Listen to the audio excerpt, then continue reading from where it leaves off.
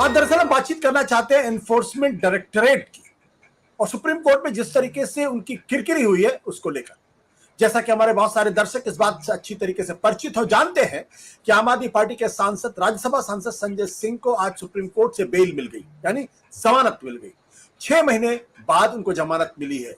वो 4 अक्टूबर को गिरफ्तार हुए थे। दिन भर ईडी का उनके छापा पड़ा था और देर रात तकरीबन 9 साढ़े 9 बजे के आसपास उनको बताया गया कि उनको गिरफ्तार किया जाता है। हालांकि उसके पहले न तो उनको ईडी का कोई नोटिस मिला था और ना ही ईडी ने उनसे किसी तरीके से जवाब तलब किया था।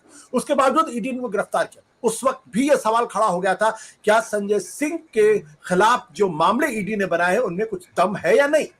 लेकिन चूंकि ईडी का मामला ऐसा मामला होता है जिसमें आसानी से जमानत नहीं मिलती है। लेकिन आज सुप्रीम कोर्ट में जब मामला आया तो सुप्रीम कोर्ट ने जिस तरीके की टिप्पणियां की उससे साफ है कि एनफोर्समेंट डायरेक्टरेट रंगे हाथों पकड़ी गई है और ये संदेह पैदा होता है कि संजय सिंह के खिलाफ एक झूठा केस बनाया गया था। सबसे पहले आपको बता देते हैं कि जस्टिस खन्ना ने इस पर क्या टिप्पणी की और उसके बाद कैसे एनफोर्समेंट डायरेक्टरेट ने अपने कदम पीछे खींच लिए। जस्टिस खन्ना ने कहा कि आपने उन्हें 6 महीने हिरासत में रखा। दिनेश अरोड़ा ने शुरू में उनका नाम नहीं लिया, बाद में एक बयान में लिया। कोई पैसा बरामद नहीं हुआ, पैसे का कोई ट्रेस नहीं है क्योंकि वक्त लंबा हो चुका है। तथ्य यह है कि पैसा बरामद नहीं हुआ। इस बयान को ध्यान से देखिए। वो साफ तौर पर कह रहे हैं कि दिनेश अरोड़ा जो अप्रूवर बने थे इस मामले में और बाद में उनका मामले को एक तरीके से रफा दफा करने की कोशिश भी हुई थी। 9 बयान दिए थे और 9 बयान में शुरू में संजय सिंह का नाम नहीं लिया था। 10वें बयान में उन्होंने संजय सिंह का नाम लिया। अदालत यह भी कह रही है कि कोई पैसा बरामद नहीं हुआ, पैसे का कोई ट्रेस भी नहीं मिला है। अब इसके बाद की टिप्पणी देखिए जो वाकई में बहुत ही इंपॉर्टेंट टिप्पणी है और जो इस पूरे केस को पलट कर रख सकती है। उनका कहना है कि यह बात ध्यान रखिए, सेक्शन 45 के मुताबिक हमें कहना पड़ेगा कि प्रथम दृष्टया उन्होंने कोई अपराध नहीं किया है, इसका मुकदमे पर असर पड़ेगा।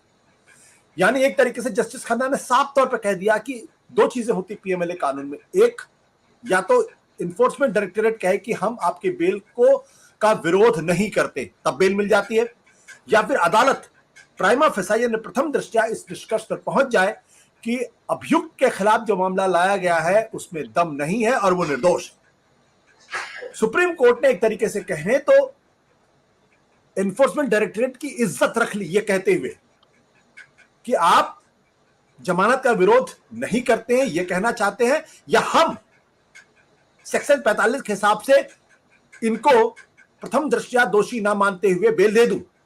और अगर ऐसा हुआ तो इस पूरे मामले पर, पूरे मुकदमे पर, पूरे ट्रायल पर असर पड़ेगा। इसके बाद ईडी के हाथ पैर फूले।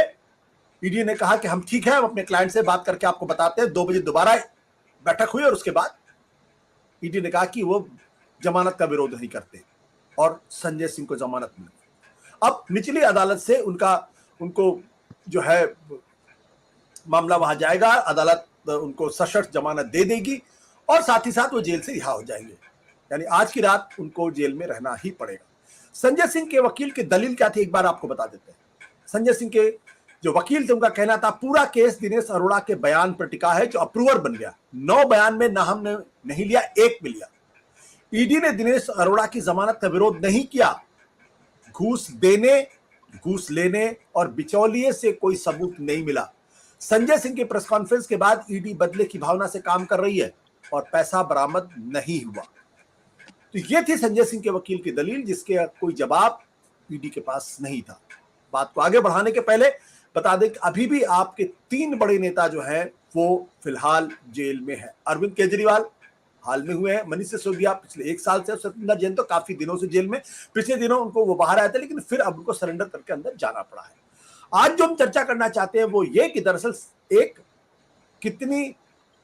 कितना पुख्ता है ये केस। क्या वाकई में झूठा केस संजय सिंह के खिलाफ बनाया गया था जो पीएमएलए कानून की वजह से उनको 6 महीने जेल में रहना पड़ा, लेकिन अदालत सुप्रीम कोर्ट पहुंचते ही केस पूरी तरीके से साफ हो गया। और संजय सिंह के बाहर आने का भारतीय जनता पार्टी के ऊपर क्या असर होने वाला और आम आदमी पार्टी की राजनीति पर कैसे असर पड़ रहा है। हमारे साथ इस वक्त 4 खास मेहमान, उनका परिचय आपसे करा देते। सबसे पहले हम आपका परिचय कराते हैं सुप्रीम कोर्ट के वकील राकेश सिन्हा, जो लगातार बहुत बेहतरीन तरीके से तर्क को रख रहे हैं और चीजों को समझाने की कोशिश करते हैं। साथ ही साथ शीतल पी सिंह, जो इस केस को शायद शुरू से अंत तक जितनी बारीकी से देख रहे हैं, आज की तारीख में मैं कह सकता हूं दिल्ली में कोई उनको उतनी बारीकी से नहीं देख रहा। हमारे साथ करण वर्मा है और साथ ही साथ सिद्धार्थ है, जो हमारे साथ एयरपोर्ट से जुड़ रहे हैं या घर से जुड़ रहे हैं, इन्होंने मुझसे कहा एयरपोर्ट से जुड़ रहे हैं, हवाई जहाज से उड़ने वाले हैं। खैर फिलहाल शीतल जी, बातचीत आपसे शुरू करते हैं। क्या ये केस फर्जी है पूरा?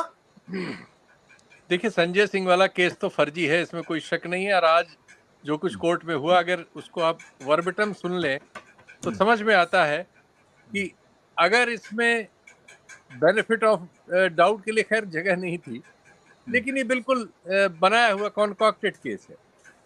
कुछ सर्कमस्टांसेस थी कि एक आदमी सीबीआई की पहले हिरासत में था, बाद में वो ईडी ने उसको अपनी हिरासत में लिया। ईडी को ये उससे पता चल गया कि वो संजय सिंह के यहाँ काम करने वाले 2 लोगों के साथ, क्योंकि वो एक होटल चलाता था, एक रेस्टोरेंट, तो उसमें से 2 लोग उसके यहाँ आते जाते खाना वाना खाते हैं कभी, उन लोगों के साथ उसकी बातचीत भी है। इतना फैक्ट उनके पास था।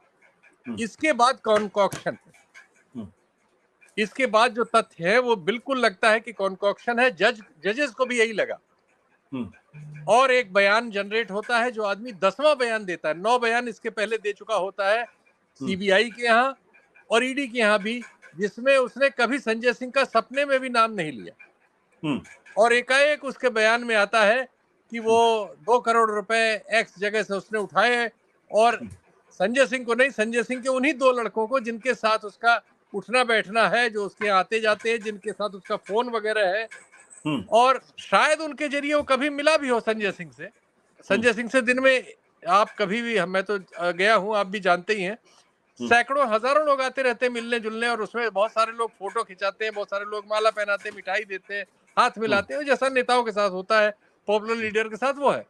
अब उसमें से कल को किसी को आप पकड़ लीजिए और कहिए कि इसकी टेलीफोन की लोकेशन वहां मिल रही है, सिर्फ इतना तथ्य, ये आदमी मिला है, कोई फोटो लगा दीजिए और इसके बाद एक गुनाह उसके ऊपर डाल दीजिए।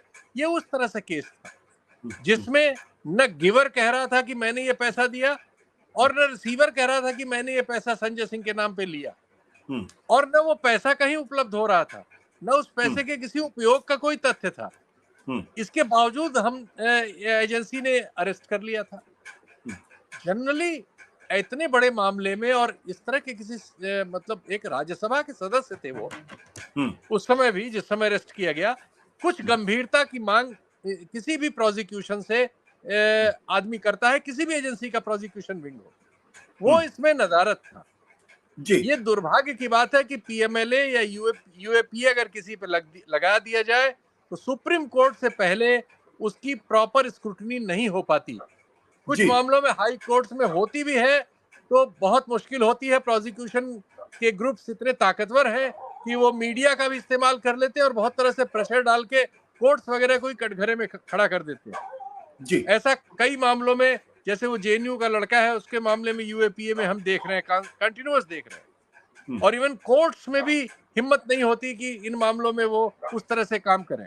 लेकिन ये मामला जो है एकदम आंख के ऊपर पानी डालने वाला था, और आज मैं कहूंगा कि ईडी के वकील साहब बहुत होशियार थे और उन्होंने ईडी को इससे बड़े एम्बैरेसमेंट से बचा लिया।